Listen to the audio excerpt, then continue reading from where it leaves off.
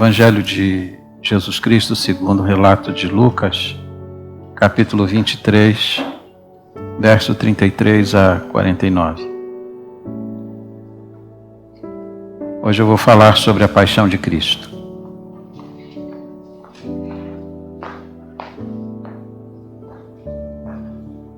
Paixão tem a ver com as estações que foram percorridas por Jesus e por isso é chamado de a paixão de Cristo. Foram várias estações até que ele chegasse ao Calvário.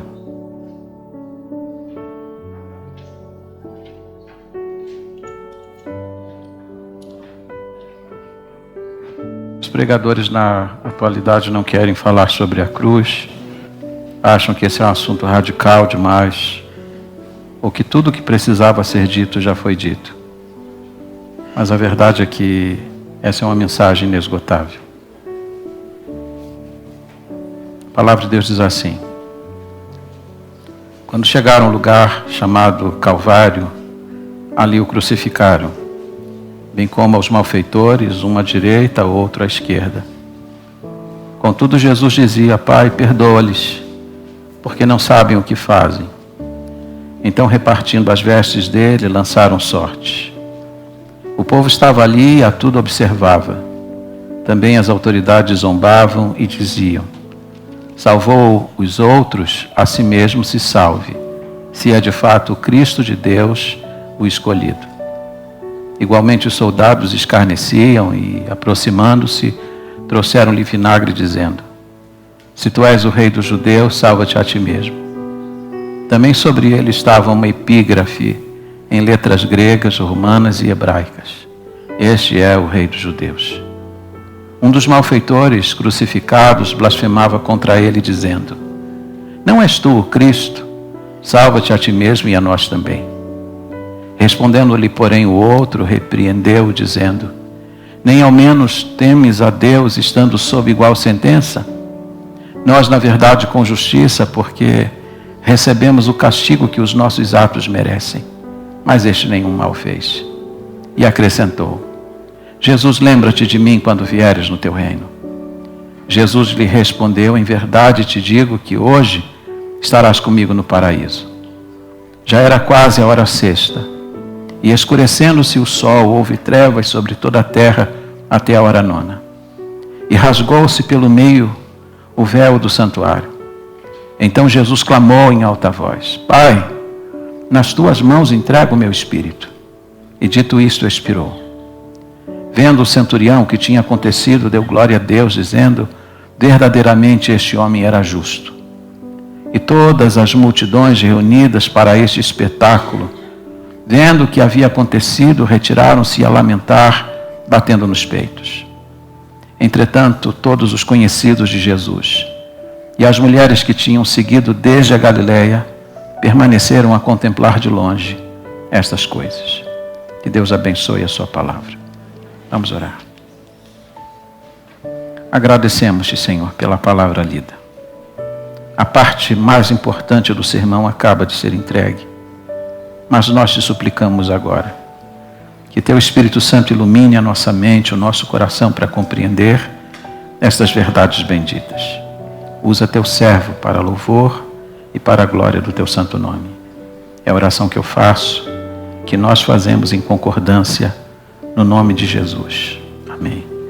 Por favor, tome assento.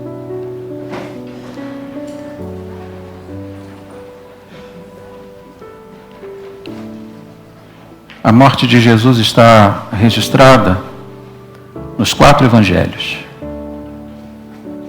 Na verdade, a morte de Jesus é o assunto central e mais importante das Escrituras Sagradas. É o ponto vital.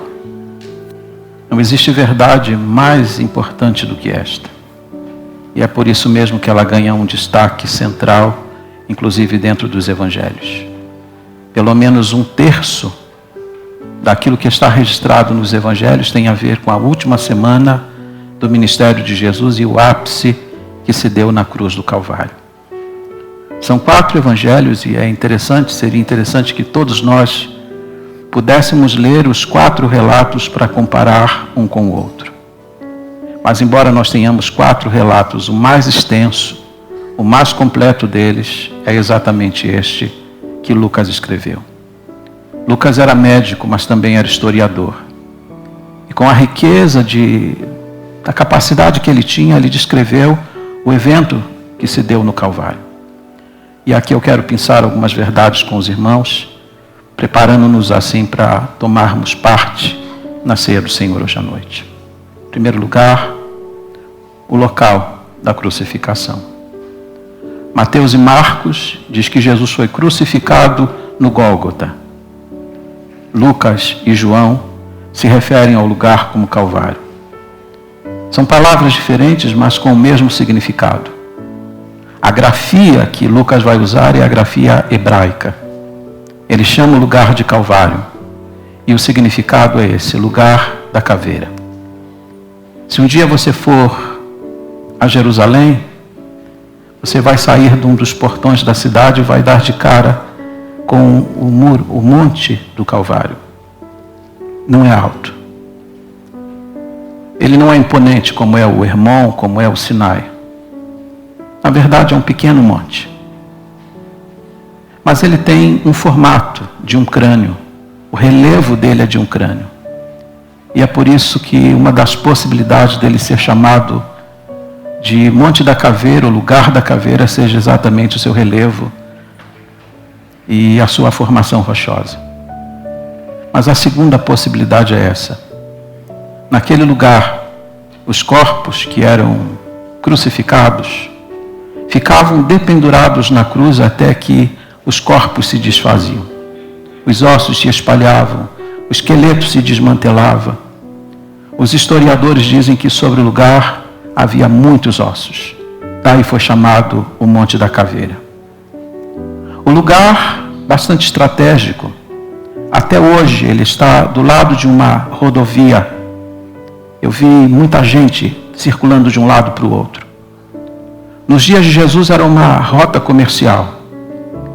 E era junto dessa rota comercial que os corpos ficavam sobre a cruz. Aquilo era uma advertência para os insurgentes. Se qualquer pessoa cometesse algum crime contra o Império Romano, aquela era a pena. Era colocado ali, exposto para todo aquele que passava. Era uma parte da contenção. Então, em primeiro lugar, o local onde Jesus foi crucificado. Ele foi crucificado no Monte da Caveira. Ele foi crucificado no Gólgota. Ele foi crucificado no Calvário. Segundo lugar, o ato da crucificação. A morte de Jesus foi o maior crime cometido na humanidade. Todo o processo foi um processo ilegal. A Bíblia diz que Jesus foi preso durante a noite, lá no jardim do Getsemane. À noite ele foi levado à presença de Anás. Anás já não era mais o sumo sacerdote, mas foi colocado na presença dele. O Sinédrio foi convocado à noite para julgar o caso de Jesus, mas havia uma lei judaica que proibia que o Sinédrio se reunisse durante a noite. A reunião era ilegal. Durante a noite, os membros do Sinédrio estão formulando uma acusação contra Jesus. E a acusação era de cunho religioso. Disseram que ele estava cometendo blasfêmia, porque ele se declarava igual a Deus.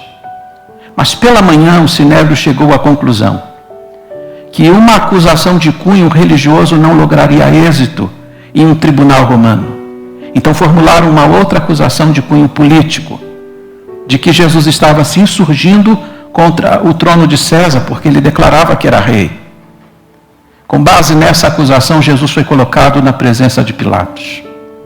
A Bíblia diz que Pilatos investigou Jesus, interrogou Jesus, e não achou nele culpa alguma. Mas como estavam decididos a matá-lo, então Pilatos manda Jesus para Herodes, que também o investiga. Chega à conclusão que nele não há culpa e devolve para Pilatos. Pilatos diz para as autoridades presentes: eu não vejo culpa nesse homem. Mas eles querem a sua morte. E Pilatos então sai com uma alternativa: vou castigá-lo e depois eu o solto. Mas eles não querem soltá-lo, eles querem matá-lo. E então diz a Bíblia que por causa da pressão popular, por causa da pressão dos religiosos, Jesus foi entregue para ser açoitado. Todo o processo foi um processo legal. Havia testemunhas de acusação, mas não havia testemunhas de defesa. A Bíblia diz que as testemunhas que foram levantadas contra ele foram subornadas para falar contra ele. A Jesus não foi dado nenhum direito de defesa, embora se reconhecesse no tribunal que nele não havia culpa. O ato foi um ato completamente deslocado. Não admira, então, que a Bíblia diga que na vinda de Jesus, e está lá em Apocalipse 1:7, ele vem com as nuvens, todo olho verá, até aqueles que o traspassaram. Todos aqueles que tomaram parte nesse conluio para levar Jesus à morte.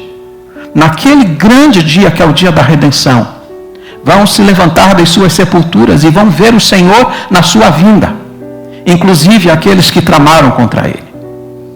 Terceiro lugar, a dor da crucificação.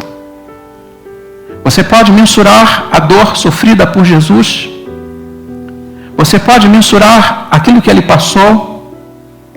A Bíblia diz que Jesus havia passado a noite num tipo de tortura psicológica, porque foi inquirido durante uma noite inteira, ele estava sem dormir.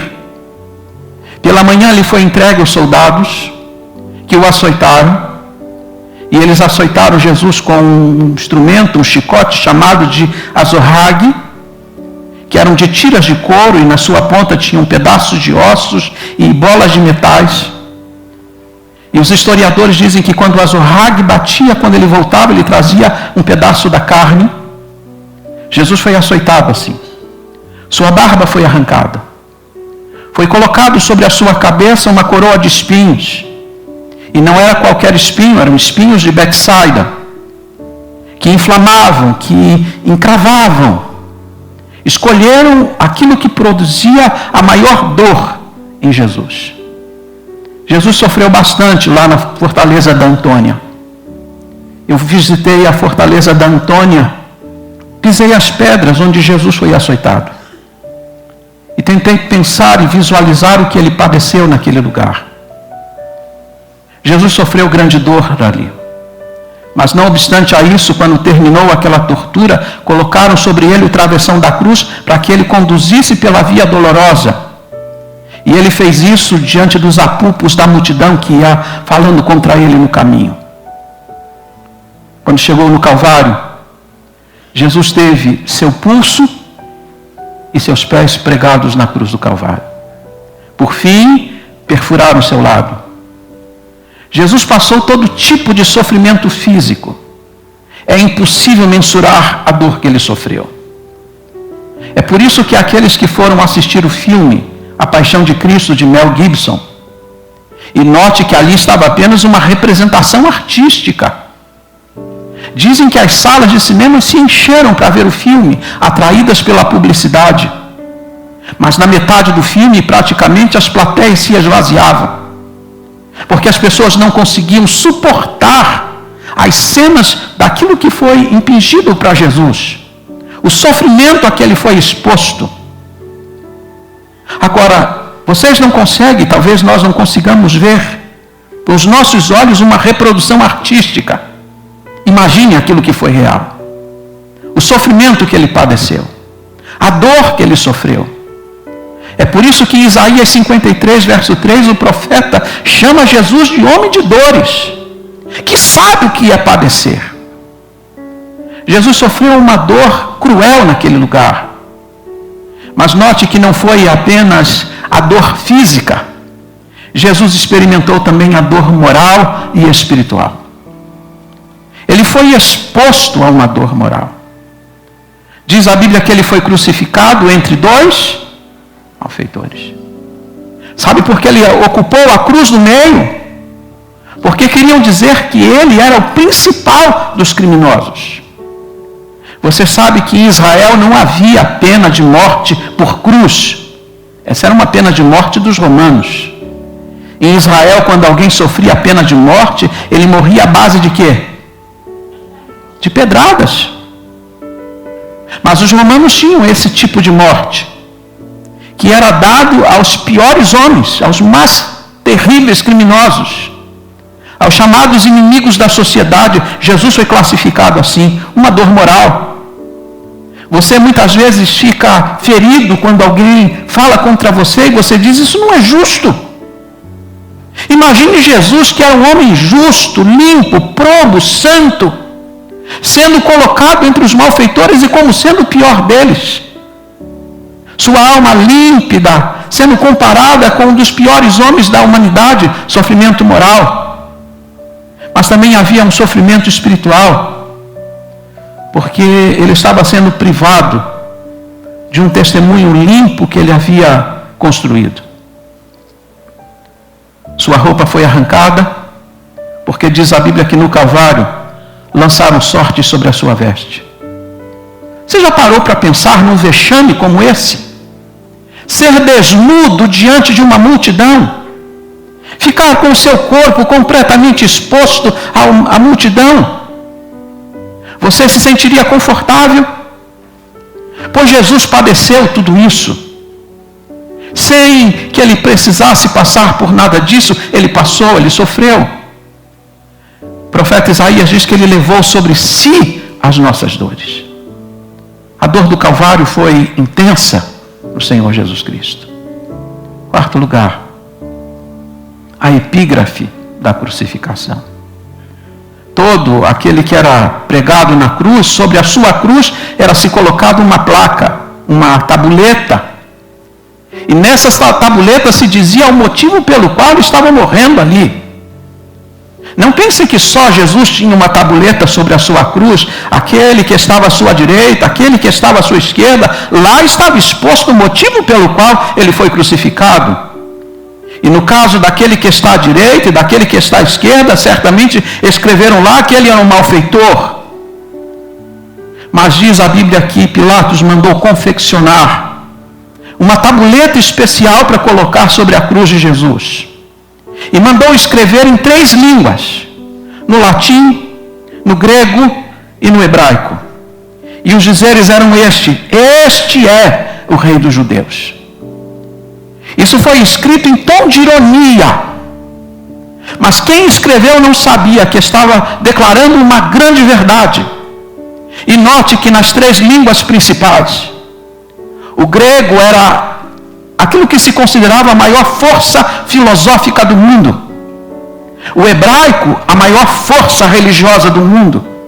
O latim, que estava relacionado ao Império Romano, a maior força militar e bélica do mundo.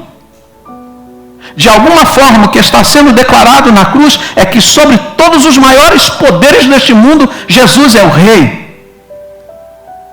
Essa é a declaração que está sobre ele. Quinto lugar, as vozes da crucificação. Lá no Calvário se ouviram muitas vozes se fizeram ouvir. A voz, ou as vozes da multidão, porque as multidões falaram contra ele. Diz aqui em Lucas 23:18, que no pretório falaram contra ele. Mateus capítulo 27 diz que no caminho falaram contra ele com insulto, impropérios. Zombaram dele. E sabe o que é curioso? Que muitos dentre a multidão que falaram contra ele, um dia tinham sido beneficiados por ele.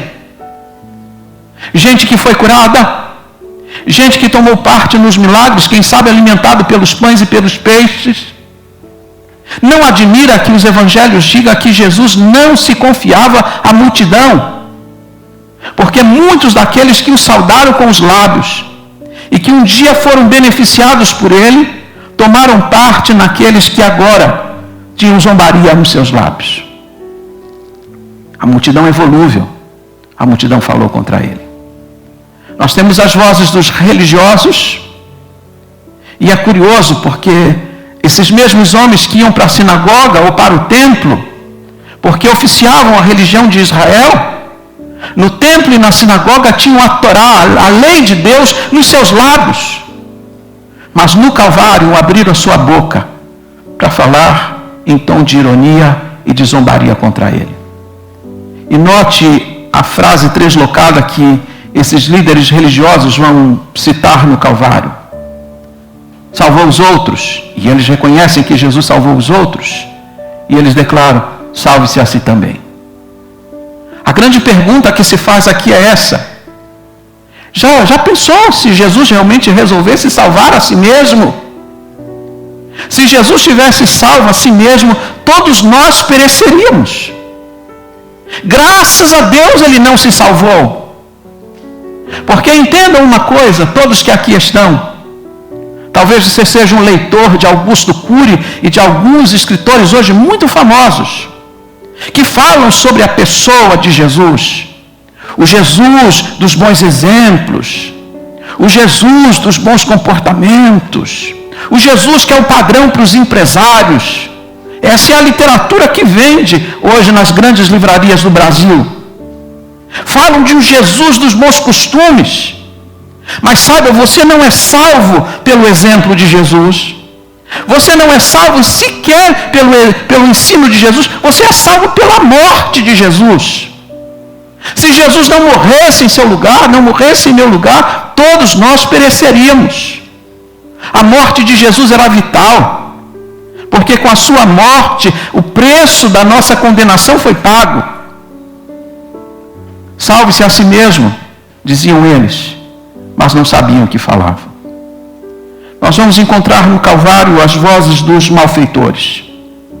Embora Lucas mencione apenas um, dizendo que um deles estava falando contra o Senhor, quando você lê o relato de Mateus, percebe que ambos estão falando contra ele. É verdade que em dado momento da crucificação, um deles muda a sua atitude e se volta para o Senhor arrependidos. Mas a verdade é que ambos estão falando contra o Senhor. Nem entre os condenados Jesus encontrou solidariedade. Palavras ferem. Tem gente aqui neste auditório que já foi ferido por palavras. A gente acha que só uma agressão física que tem o poder de ferir, mas palavras ferem. E Jesus foi ferido por muitas palavras. Provérbios 18, 21 diz que a vida e a morte estão o quê? No poder da língua. Jesus foi ferido por religiosos, foi ferido pelos soldados, foi ferido pelos ladrões que estão na cruz. Jesus está sendo ferido por palavras. Sua alma está sendo maculada de algum modo pelas palavras que eles dizem. Mas nós vamos encontrar também a voz de um centurião. A Bíblia diz que um centurião, ao ver o que estava acontecendo ali no Calvário, testemunhando os eventos, ele sentiu a terra tremer, ele viu o sol escurecer, ele disse, verdadeiramente este homem era o Filho de Deus. Diz Lucas que ele deu glórias a Deus. E diz a Bíblia que esse era um centurião romano. Embora os soldados escarnecessem, ele mudou também a sua atitude em relação a Cristo. Mas não existe uma voz mais significativa no Calvário do que a voz do próprio Senhor Jesus Cristo. A Bíblia nos mostra que Jesus na cruz do Calvário pronunciou 7 palavras. A primeira, a quarta e a sétima estão neste Evangelho. Eu não teria tempo para mencionar cada uma delas, mas quero lembrar a primeira delas porque acho que é a mais emblemática de todos. Jesus disse em oração, Pai, perdoa-lhes, porque eles não sabem o que fazem. É curioso porque Jesus abre seus lábios naquela hora para falar com o Pai. E ele ora ao Pai, não para o Pai atenuar as dores que ele está sentindo. Ele ora ao Pai não para livrá-lo da cruz. Ele ora para atenuar a culpa dos seus algozes. E aí você pergunta assim, será que a oração que Jesus fez no Calvário foi atendida? Será que Deus ouviu e atendeu aquela oração porque ele pediu em favor daqueles que o estavam crucificando? 50 dias depois da sua crucificação, Pedro está pregando no dia de Pentecostes. E Pedro vai chamar a casa de Israel ao arrependimento. Ele vai dizer que Jesus foi morto, o autor da vida foi morto pelas mãos dos iníquos. Muitos daqueles que tomaram parte nesse ato, ou como multidão, ou como elementos concretos, estavam presentes no dia de Pentecostes. Pedro advertiu-os do pecado que eles tinham cometido contra a pessoa de Jesus. Quando Pedro acabou de pregar, diz a Bíblia que a multidão está compungida. E a pergunta que se ouve no meio da multidão é essa: que faremos, irmãos? Pedro responde que vocês se arrependam, que cada um de vós seja batizado para a remissão dos pecados. E 3.000 almas naquele dia se arrependeram. Deus estava certamente respondendo à oração de Deus Filho, porque nenhuma oração fica sem resposta. Em sexto lugar, as intervenções da crucificação. Eu vou identificar aqui duas com vocês. Primeiro, a intervenção da natureza.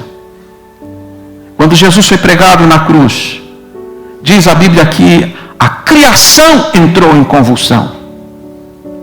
A Bíblia diz que a terra tremeu. A Bíblia diz que os sepulcros se abriram. E a Bíblia diz que o sol se escureceu por 3 horas. E note que não foi um eclipse local. A Bíblia diz que sobre toda a face da terra houve trevas. Daniel Webster disse que é curioso porque no nascimento de Jesus houve luz durante a noite. E na morte de Jesus houve trevas durante o dia. E a pergunta é: por quê? 3 possibilidades. Ou Deus estava punindo os homens ímpios com seus olhos cruéis para que não vissem a morte do seu filho. Ou Deus estava de alguma forma mostrando a crueldade daquele ato e então a sua criação estava reagindo. O fato é, a criação de Deus estava reagindo, porque estavam matando o autor da vida, aquele que declarou que era a luz. Se aquele que é a luz estava morrendo, a terra tinha que ficar em trevas. A criação reagiu à maldade dos homens. A segunda intervenção aconteceu lá no templo, longe dos olhos das pessoas. Jesus está na cruz do Calvário e ele expira. Ele entrega o seu espírito, e diz a Bíblia que naquela hora o véu do templo rasgou-se de alto a baixo. A gente pensa no véu muitas vezes como o véu de uma noiva, fininho, delicado, mas não era assim. O véu do templo tinha a espessura de uma mão. Eram 182 dobras. Em cada dobra havia 22 fios de linho. 2 juntas de bois não conseguiam romper aquele véu de 1.600 anos. Aquele véu era espesso, 18 metros de altura, 9 de largura. E estava lá aquele véu no templo para indicar que havia uma separação entre o homem e Deus. Mas quando Jesus rendeu a sua vida no Calvário, aconteceu um milagre lá no templo. Deus rompeu o véu. Porque diz o apóstolo Paulo que quando Cristo está na cruz, Deus está em Cristo reconciliando consigo mesmo o mundo. A parede da separação foi rompida. E diz o apóstolo Paulo que agora nós temos acesso a Ele. O autor de Hebreus diz que nós podemos entrar na presença de Deus pelo caminho vivo e novo que Jesus abriu através do seu sangue. Agora você pode orar e falar com Deus. Agora você não precisa de um sacerdote para chegar a Deus, porque se você é crente, você é um sacerdote que pode conversar com Deus diretamente. O véu do templo foi rasgado. Só quando a gente chegar no céu é que nós teremos a noção completa do que aconteceu lá no Calvário. As implicações são profundas. 7,